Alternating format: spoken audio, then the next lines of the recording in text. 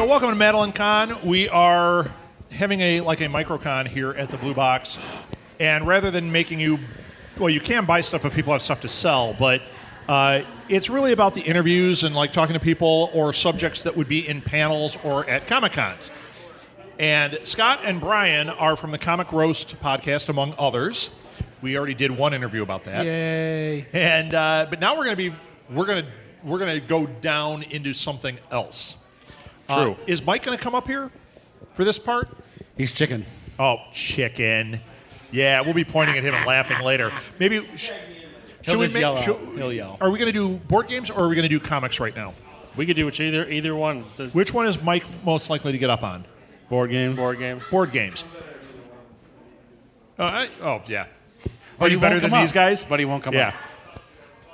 All right. Well, which ones do you guys want to cover? Well, actually, Chris wanted to cover board games with us. Chris, are you able to do board games or do you want to wait? Do you want to do board games with us right now or do you want to wait on board games? Yep. As he leaves the room. Yeah, we're doing it. Do you want to talk board games? I mean, Come on up for a round table. We might have to pass mics. Check. Look at that. hell, Mark's going to join us too. Sorry, Mike, you're out. everybody but Mike. Everybody but Mike. Hey, my mom's coming up too. No, I'm kidding. No, you got to be up here There's too. 'cause never You're enough going to know people. more about this than I am for sure. Part of them. So, let's talk. Go through the middle. We're going to talk board games, tabletop gaming a little bit. This conversation, this is a round table, so we can go anywhere with this, right? Backwards, forwards, upwards, Yes, downwards. all over the place. But I'm going to roll, and whoever gets the lowest number has to leave the table. Now, what we're going to... I actually got to leave roll now, twice. That'll be me. We already know the rules are made up. Yeah, then I'm making them up, and I'm going to forget them, too. So we know that's going to happen. It's kind of weird. You're kind of like the... did you guys ever see Insidious? Nope. I'm familiar with You know its the demon existence. that's behind that kind of looks over the shoulder? That's what Mark looks like for me right now. Like, he's right behind you. Don't look now. Don't look. So... You know what? I'm not uncomfortable with that. Okay, good.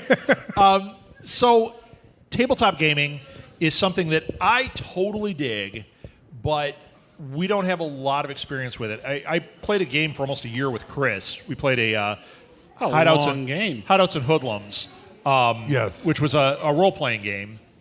And we made it about a year, right? And then it kind of fell Yeah, apart. 9-10 months. You know how groups go on RPGs, especially with. Yeah, but it Schedules was and stuff. awesome, and I hadn't played since high school. But now with my daughter, we're getting into all these other tabletop games. And literally, like the floodgates opened in the last month. Although we can't seem to get past Sushi Go because that game is so fun. Here's the good thing about Sushi Go. It's a really good intro to Seven Wonders, at least as far as the card drafting goes. So that brings Is this 7 Degrees of 7 Wonders? Yes. I'm just wondering. No. it is. We could talk about Seven Wonders for the next hour if you want. I'm totally Actually, we fine with should, this. because that's one of Mike's favorites, and if he can't come up and talk, Oh, we should just talk about nothing how but. mean! How mean! And it wasn't me this time. Not yet. So, all right. Then I want to framework it this way. You guys all play tabletop games, and I'm going to actually hand my mic to you, Mark. Okay? I might interject once in a while, but I really want to hear you guys talk about tabletop. I want to hear what are the entry points, what are the essential games, and what are like some favorites. And if you say D&D, that's perfectly legit because D&D is a blast. Now, I don't know the differences in the D&D games. Chris always is like, well, that's 5. 5's really good. And Pathfinder is what I played, and I did this. And he always knows all that What are you stuff. saying? Yes. I'm saying that was an impression, and that's what you sound like. And this you. is what I sound like. Dur, dur, dur. That's So I sound like Chip? That's my family's impression of me. Do you guys get impressions of you done by like your families or anything? Probably behind my back. Yeah, behind the back all the time. I do him all the time. I do everyone that's around the table. So do I. But mine all sound like me, even though I think that I'm doing them. But my family always imitates me with either that or I think I sound dopey and drunk. They'd stop if you just ground them. Oh, I don't do that. I'm too sweet. I don't blame you. So I'm going to pass this to Mark.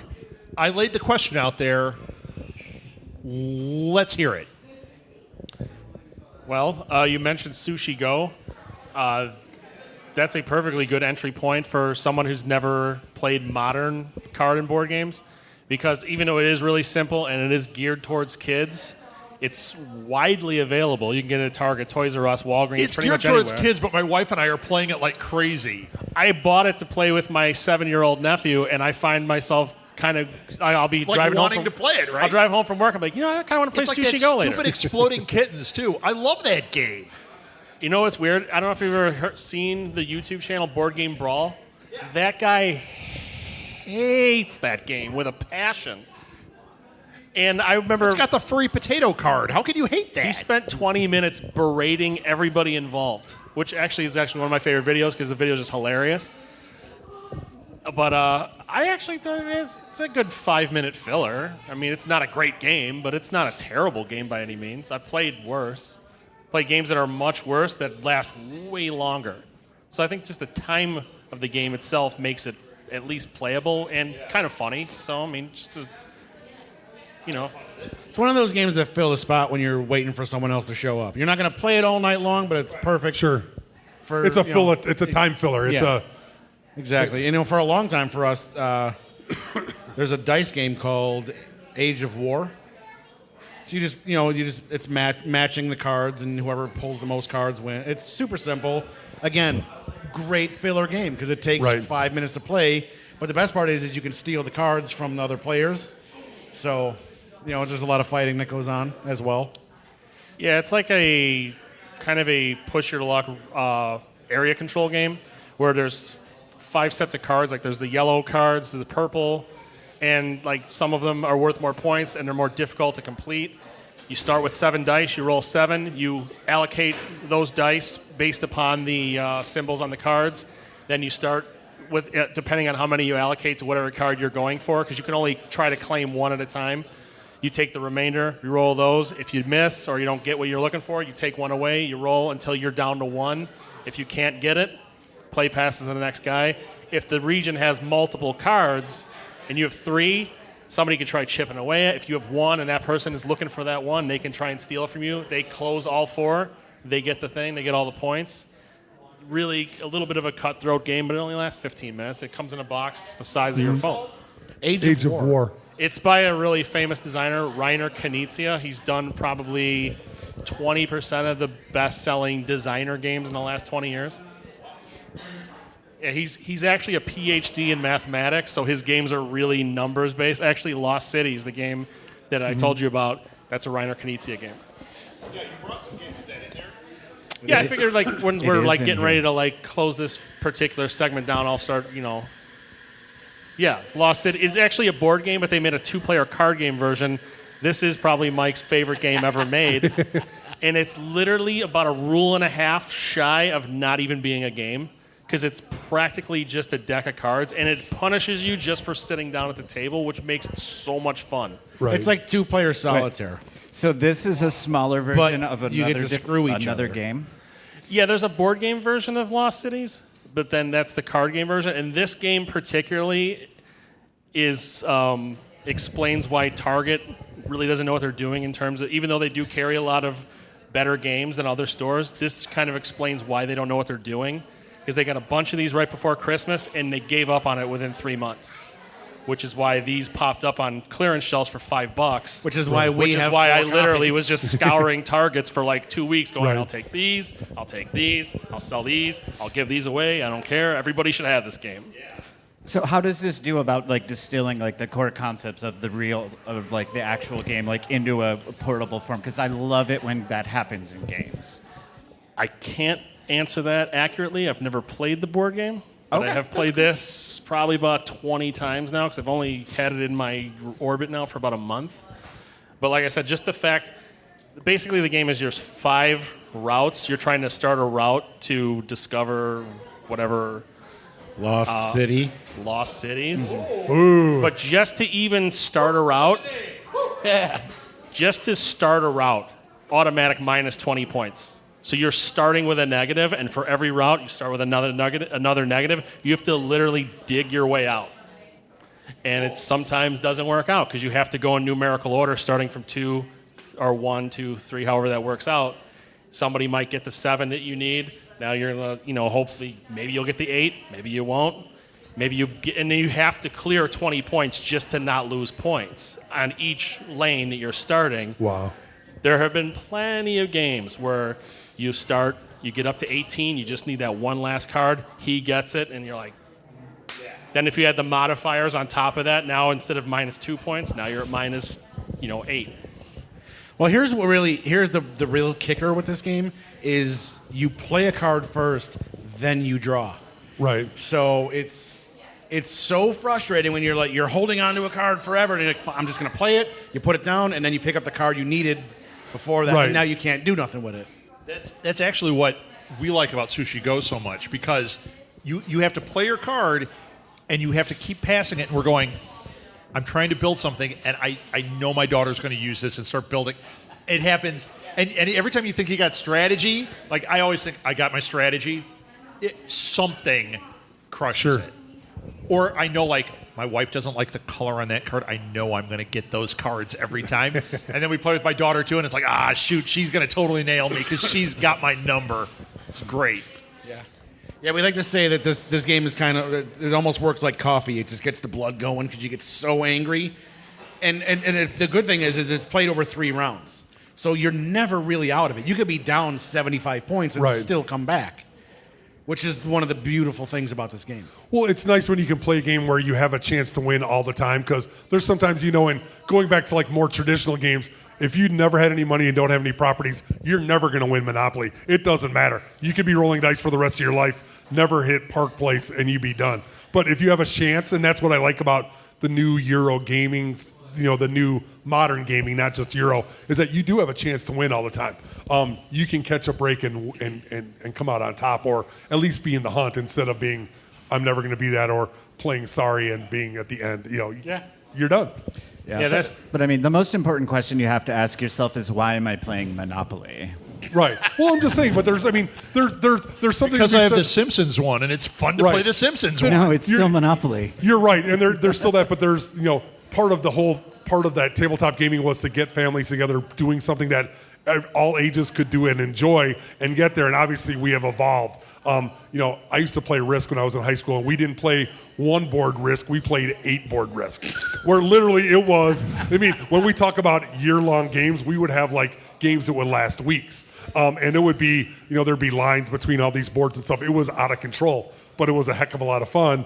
But it was also a lot of, just people getting mad and throwing boards and doing all that stuff. And that was before you had cell phones to take a picture to make sure no one moved your stuff. Exactly. No, well, we used to take pictures. I mean, it was the whole thing. We would take Polaroids. It was, everybody was very suspicious of everybody. But that was it. And now we have games. I mean, what does a game of Settlers take? A couple hours maybe? At tops? 45, 90? I was going to say 2 hours is probably the longest. 2 hours would be the longest. Players. It's usually like 45 minutes to an hour and a half. I mean, and that's perfect because you're not, you can play, you have an end result. It's a great game. Or Let It Ride. I mean, talking about, even older new games, they're great. And then you get Flux and you get Age of War and you get all these other games. It's 20 minutes, something to do, have a beer, do whatever. You're waiting to watch a movie. All of a sudden, wow, we have this game and we're all interacting and it's cool. Yeah. So. Actually, the best thing about Catan was for the first 2 years, he couldn't win. So it was. You didn't figure out the strat yet? I was always like, hey, I'd be like, I got 8 points. You guys want to play one Catan? city?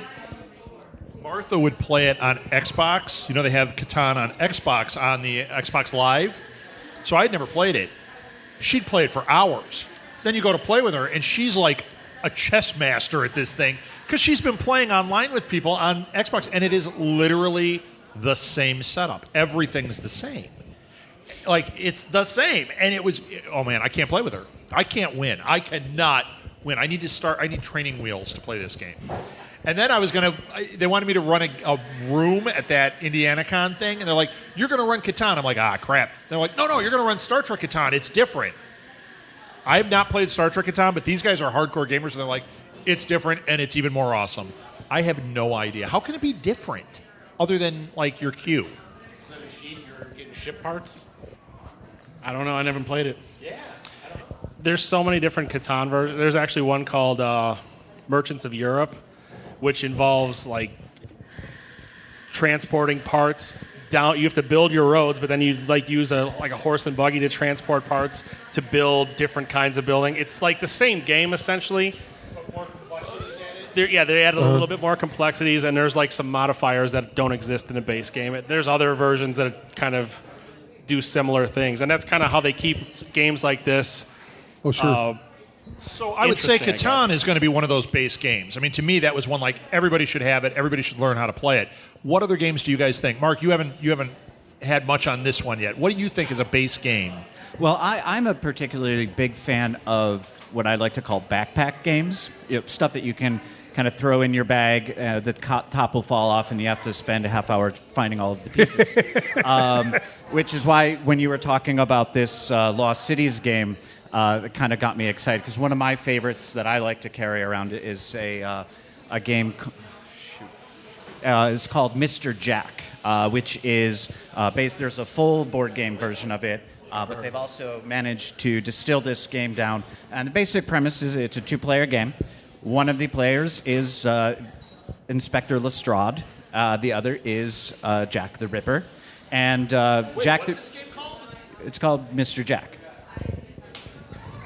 And Mr. Jack has disguised himself as one of 9 citizens in London, and your job as Inspector Lestrade is to figure out who Mr. Jack has disguised himself as, and then catch him.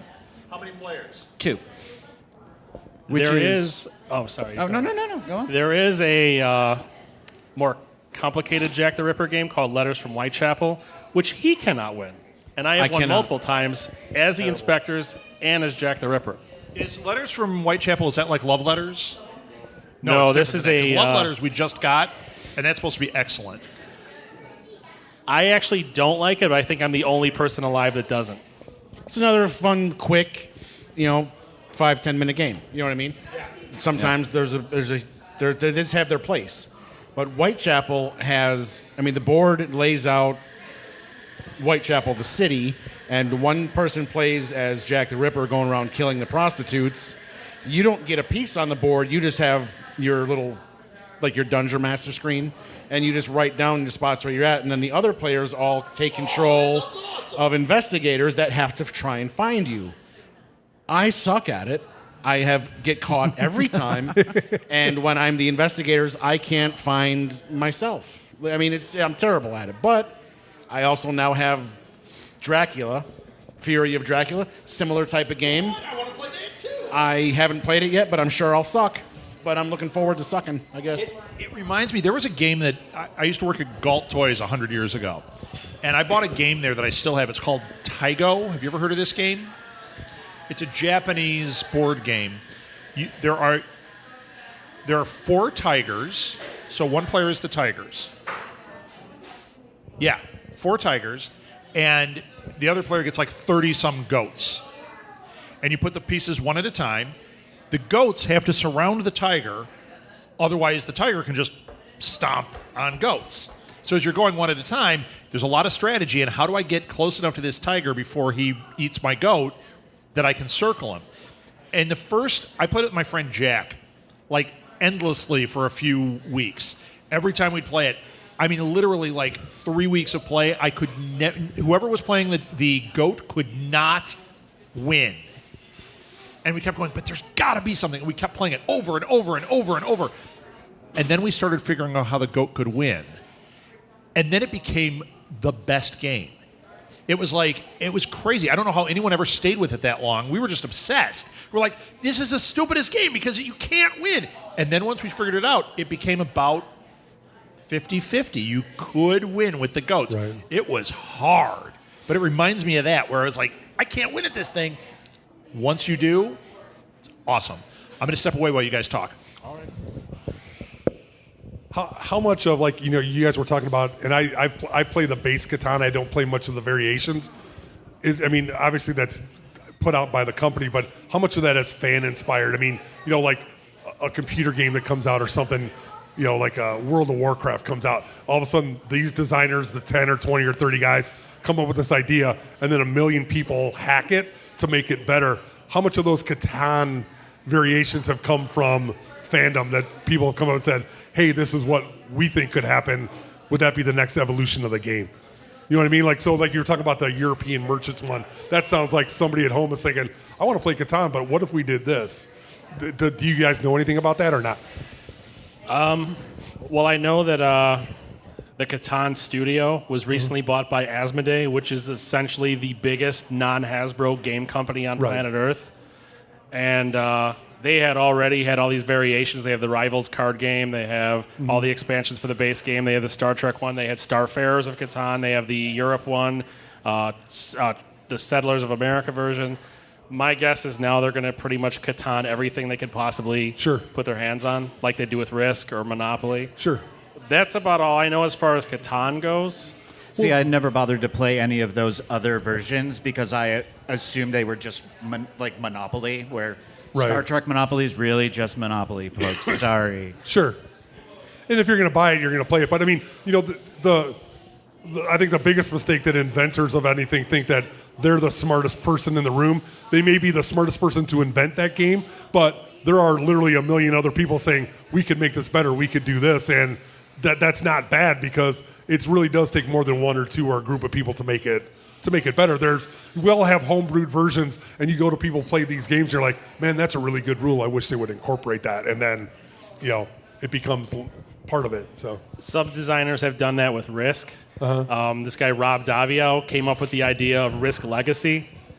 He wanted to shorten the playtime and extend the replayability by having, when you finish a game, you write down a bunch of stats or however the game plays out, and then you get an envelope that tells you how to start game 2, and then it continues on and on until I think you play through 15 campaigns. So it shortens the game time to about 60 to 90 minutes. Sure. But extends the life of the game out, you know, for months. Sure. And now the legacy thing is kind of a thing. Right. I think that's a really interesting phenomena in board games, that like these games that actually have like a progression to them. I think that's really, I like that board games are actually adding that element to them now. And do you guys think that, you know, the big thing about video game is the power gamer. I have to do the min-max, I have to be the best, I have to have the highest hit or whatever, and that applies over to board games. Like I've played Catan and other games with people, they know all the strategies. You start the game and you've already lost. And it's like, I just want to play. I don't want to be played by, you know, be taken by the guy that's played 50 times and knows you start with this resource, you go to this play, you know, and I'm not that I'm a veteran of that. Does that kind of play into the new gaming style as well or not? Or do you guys, I mean, there's some card games you just play and that's what it is, but there's other games that have a specific strategy that works much better than the others, especially the math games.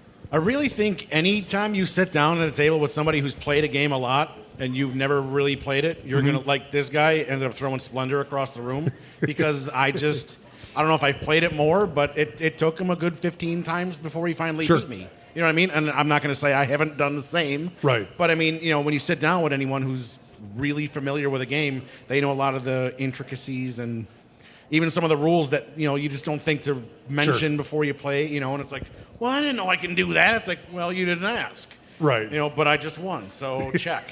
You know, it happens. It happens all the time, but, you know, you just got to stick with it. And well, do you find that's happened more, especially with especially I find with the resource-based games, that there's a lot of strategy and a lot of experience. There isn't a strategy playing Risk or Clue or the Risk there is, but like Monopoly, those older games where it's just roll the dice and see what happens, and you happen to get lucky to get, you know, all the green and the yellow properties, and then you win. So I actually think it's huge with the resource management games because there's some. If I'm sitting down for the first time, I'm going to go, "This is the way to go," and it's like, yeah, no. Everyone else at the table is doing something totally different, and they just demolished my face, and I'm like, well, time to rethink my inks on this one. That was a terrible move. You know what I mean? It's just resource management is such a great style of game, but if you're sitting down with someone who knows how they're doing, like you might as well just watch. Sure. I think in that resource management style game, the trick is to find a path and stick to it. Right. Don't try to do everything. Try to do one thing or one or two things and really maximize your output or however you want to word it. And, you know, just leave this side of the board alone this particular game. Maybe try that the next time around. Maybe then combine this with this. But don't try to do everything because Gear World? I've been playing. There's this game called Orleans, Right. which came highly recommended, and I got it, and I love this game.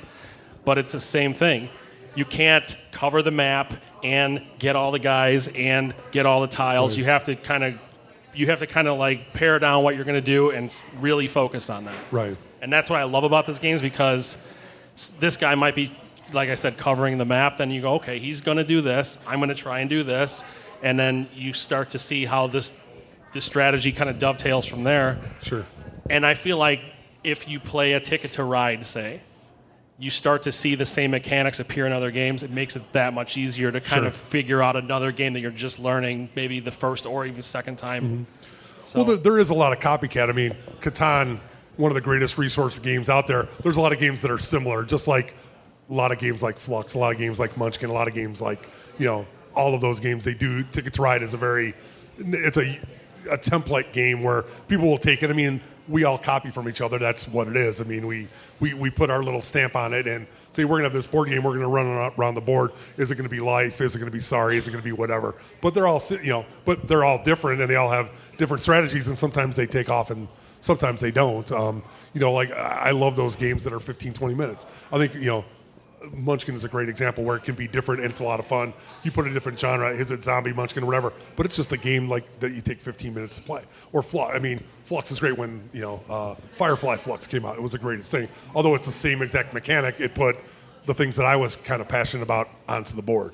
I unfortunately don't have a group of people because of here that we can sit there and play, where I can have game night. Mm-hmm. It makes it tough, and I love to play the games, but I play Catan with people that play it a bunch, and I'm like, oh God, I get killed, and I throw the board and I leave. So that's why I end up playing Skyrim or playing Warcraft online. So no, I once played in a Settlers of Catan tournament, never having played the game at all in my life. That didn't go well. Right. I'm kind of in the same boat as you, where I don't have that consistent group. So the games that really appeal to me are the ones that have very simple mechanics that you can sit down with a group of relatively random people, mm-hmm. and right away you can kind of jump right into that game in a way that is really engaging. So I like the Mr. Jack game that I was talking about earlier. Sure. Zombie Dice is another really good favorite, another backpack game for mm-hmm. me. I really love this game called Anomia, which is a great party game. It's a series, it's a card game. The cards have different symbols on them. And then each of the cards will have categories, and the players will flip over the cards, and if you flip over a card and it matches a symbol of another player, say my card was U.S. presidents and your card was office equipment. If I name a piece of office equipment before you can name a U.S. president, then I win the card. And so it's just that's fantastic, really though. That's simple. cool. You can play them around a game.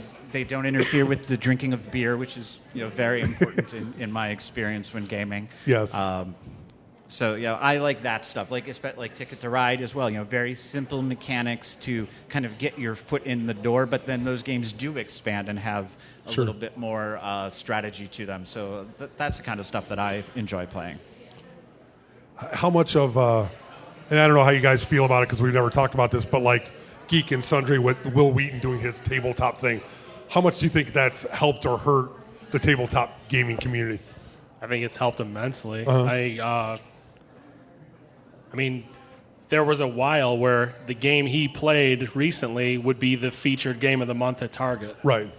And Catan was one of the... I mean, that's a big reason why Target has Betrayal at the House on the Hill. Sure. Or Evolution. They would never have had those games probably without him. He's actually probably the biggest ambassador for board games there is. Uh-huh. I mean, and sometimes I sit there and I think, man, he's going to do Flux, he's going to do this. I'm like, those games are fine, but right. he's not getting deep into it. And then he busts out Star Realms. I'm like, oh, okay, never mind. He is getting deep into it. Okay. Well, I think, some of it is, he got a sponsorship from Target, and they paid him some money, which is good, but they tied it in and saw the value of, was that season 2, right? Or season 3 where he did, I can't remember which season it was. That was a big move for them. Obviously he wants to get paid doing it, what he's doing, and I don't blame him. But then that was awesome that they were able to do that. And there were some games. What's the game where you build the house? Was that called Avalon? or so. I can't think of the name off the top of my head. And I was intrigued, but then I went to Target and it was like $75. I'm like, I don't have $75 to pay for the game of the week. So I'm definitely not familiar with that one either.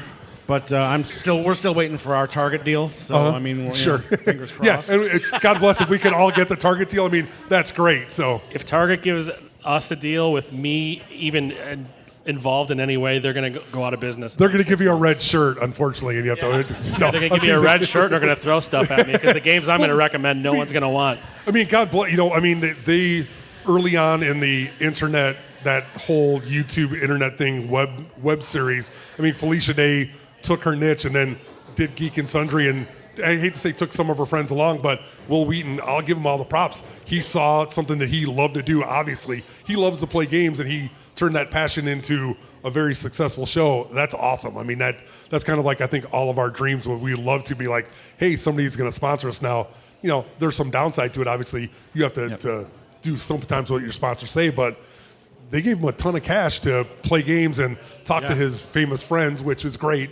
Have a nice, cool board game, little setup, and I love it. I think it's great. I watch every episode I can. All I got to do is get eaten by a shark on Sharknado 6, and I think I'm in. Well, it's like one of those things that I was talking about earlier where you just look at stuff and you're like, wait, how is that a job? Right. You hang out with the coolest people on the internet and play board games, and they just record it, Sure. and that's what you do.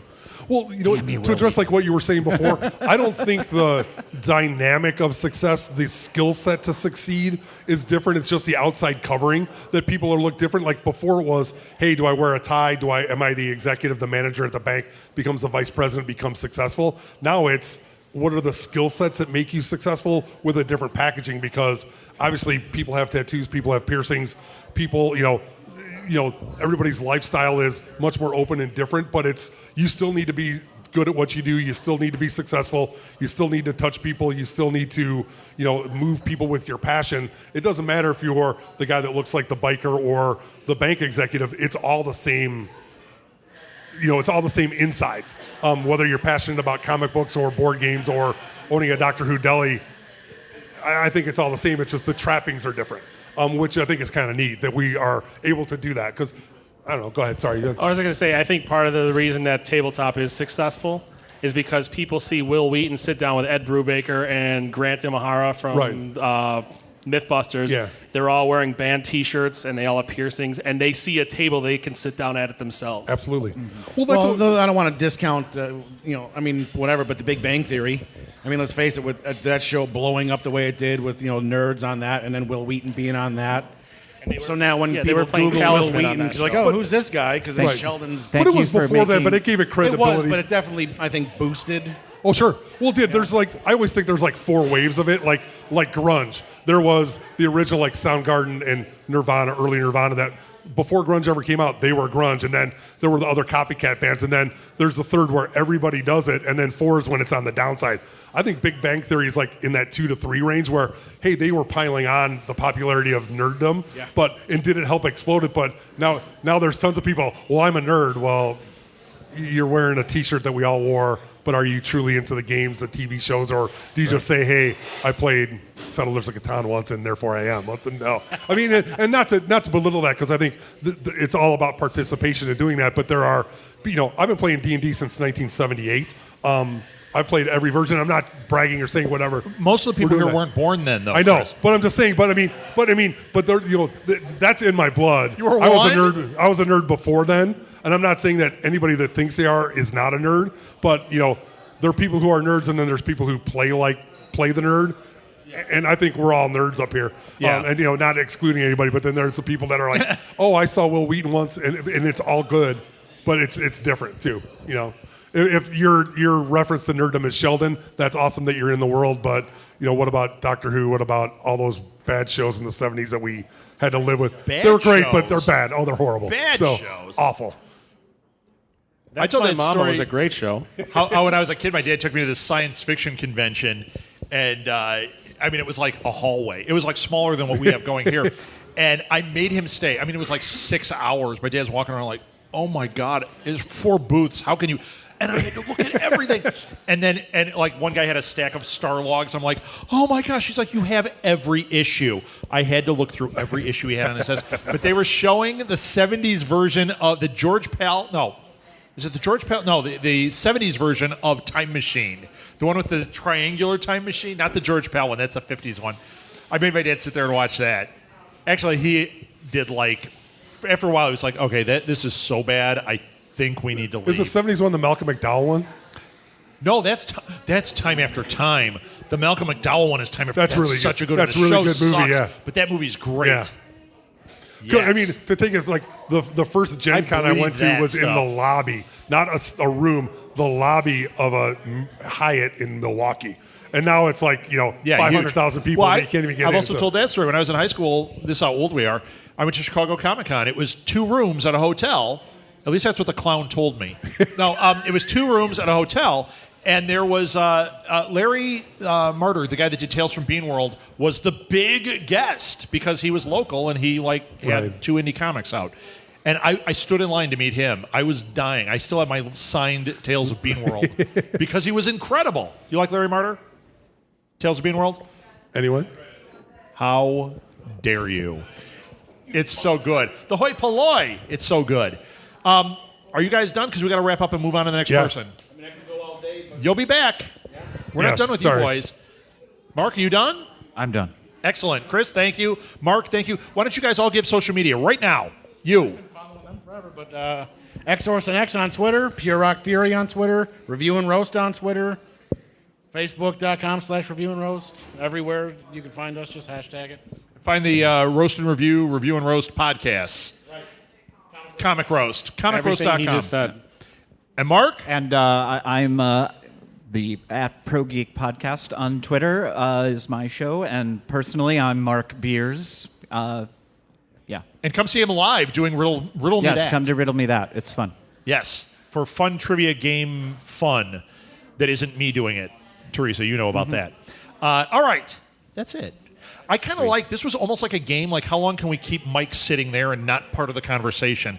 That was kind of a game in and of itself. We're going to make him roll to see if he can come up for the next segment. In Crystal's head, she's crying right now. Like, in She the what? worst. Crystal in her head is crying right now in the worst possible way. Oh, Crystal. Oh, you're playing Candy Crush? Excellent. Like 30 more minutes. Have you played Flower Tables are Power? gonna flip. Have you played that one? It's by the same people.